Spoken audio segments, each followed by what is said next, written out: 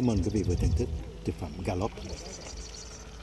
Hôm nay là ngày 18 tháng 5 năm 2020, mùa đại dịch coronavirus. Thank you and goodbye.